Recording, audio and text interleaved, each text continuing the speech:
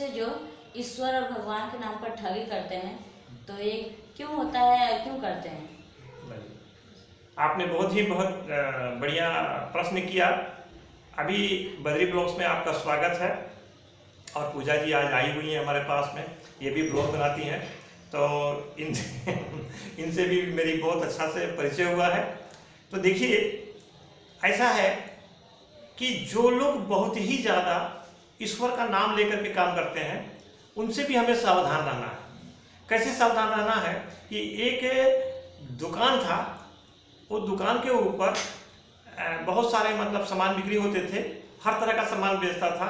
तो उसके जो काम करने वाले जो लोग थे वो बहुत ही बढ़िया तरीके से बात करते थे। कोई बोलता था गोविंदा गोविंदा, कोई बोलता था हरे हरे, कोई बोलता था हरे राम हरे कृष्णा, ऐसा ही किस तरह की बातें वो किया करते थे।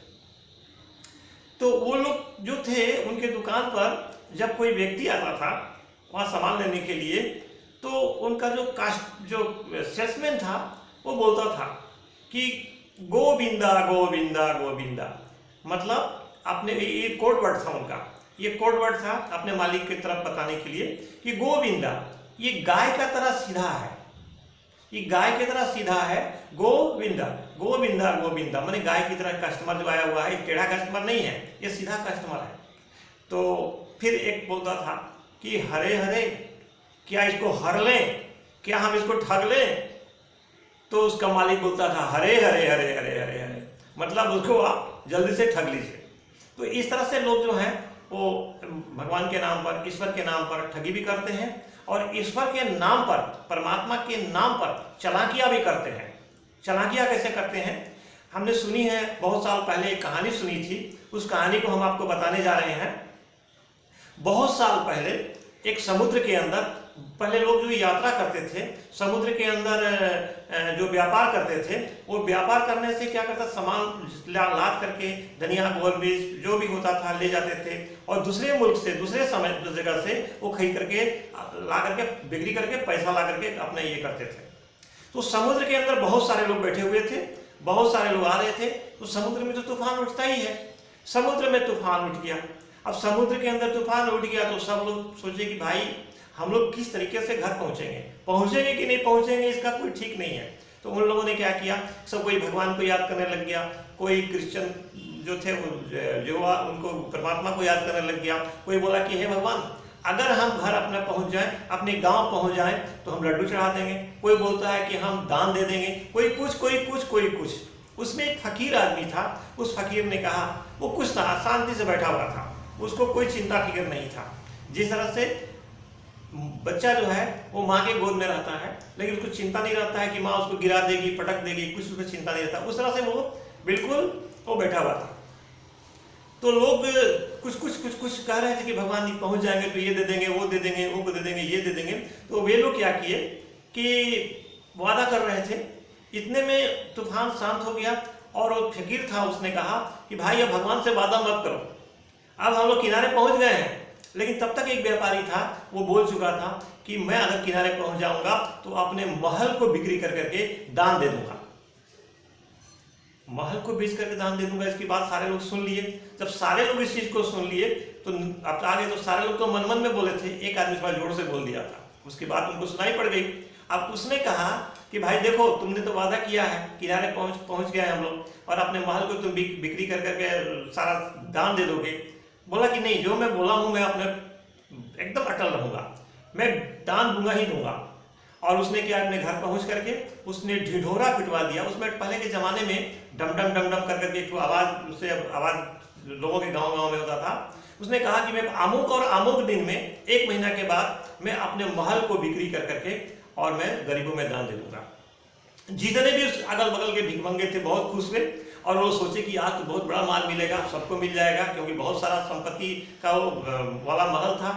तो उसने क्या किया कि अपने घर के बगल में, हमने कहानी सुनी है, अपने घर के बगल में एक बिल्ली को बांध दिया, और उसकी घर की कीमत उस जमाने में उसने क्या रखा, 1 रुपया। कहा कि मेरे घर की कीमत 1 रुपया होगी और मेरे बिल्ली की कीमत होगी 2 लाख रुपया। तो बहुत सारे वहाँ तो भिखमंगे इकट्ठे थे ना उस दिन कि भाई वहाँ से बहुत माल मिलेगा तो हम लोग को मिलेगा, बहुत पैसा मिलेगा। तो उसमें क्या हुआ कि उसने क्या किया कि बहुत सारे व्यापारी लोग भी आए कि भाई हम बेचने लेने वाले लोग थे भी उसमें। तो उन लोगों को कहा कि भाई देखिए, बिल्ली और घर एक साथ देंगे हम, बिल्ली और महल जो है एक साथ ही बिक्री होगा। बिल्ली की दाम 2 लाख और घर की कीमत जो है सिर्फ 1 रुपया। उसने क्या किया कि और बोला कि दोनों एक साथ लेना पड़ेगा। लोगों ने सोचा कि क्या फर्क पड़ता है, हम लोग महल ले चाहे बिल्ली, दोनों साथ मिल रही है, तो बिल्ली को क्या करेंगे हम लोग, खेत देंगे और माल को रख लेंगे, दोनों ही मिल रहा है ना। तो उसने क्या किया कि उसको बिक्री कर दिया 2 लाख रुपया में, और 2 लाख 1 रुपया में, और 1 रुपया उसने कहा था ना, 1 रुपया तो माल बिक्री करके प्राप्त किया, इसलिए वो 1 रुपया ही दान दिया। वो 1 रुपया दान दिया और 2 लाख रुपया पॉकेट में रखा। उसने लोगों को ये कहा कि भाई देखो, हमने कहा था ना कि महल बिक्री करके हम दान दे देंगे, तो महल हमने 1 रुपया में बिक्री किया, इसलिए हम 1 रुपया दान दे रहे हैं। और महल का बगल में बिल्ली, तो बिल्ली 2 लाख की है। तो उसने कहा कि बिल्ली का पैसा हम तो ये नहीं किए थे ना। तो इस तरह से क्या हुआ कि हम जो है इस तरह की चालाकियां जो है, इस तरह की चालाकी जो है वो परमात्मा के साथ में, ईश्वर के साथ करते हैं लोग। तो ये जो कहानी है ये मुझे बहुत अच्छी लगी थी।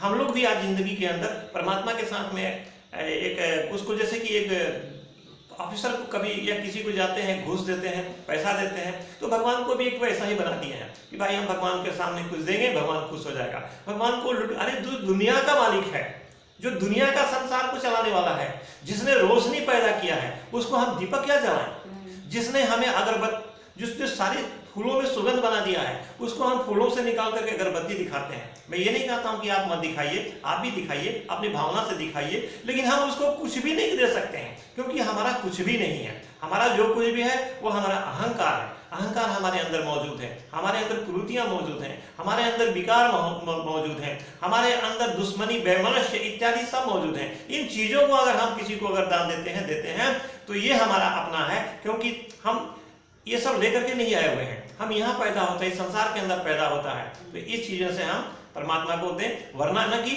हम उनको लड्डू चढ़ाएं, ना पैसा चढ़ाएं, ना उनको घूस दें, कहें कि भगवान आप खुश हो जाइएगा, 10,000 रुपया का एक लड्डू चढ़ाएंगे, 50,000 रुपया का एक गाड़ी आपको दान दे देंगे। इस तरह की जो भावना इंसान को नहीं रखना चाहिए। ये सब जो है ये मन के अंदर एक वहम है कि हम परमात्मा को खुश करते। परमात्मा खुश हमसे कभी भी नहीं होगा इस तरह से। परमात्मा तभी खुश होगा जब हम अपने विकारों को और अपने होने वाली अंदर की बुराइयों को हम परमात्मा को अर्पित करते हैं। तो मेरे दोस्तों, मैं आपसे यही कहूँगा कि ये बद्री ब्लॉग्स में कभी कभी बने रहिए। इस तरह के मज़ेदार कहानियाँ, मज़ेदार किस्से मैं आप लोगों को सुनाता रहूँगा और आप लोगों का दिल में बहुत अच्छा लगेगा, सुनते रहिएगा। जय भारत।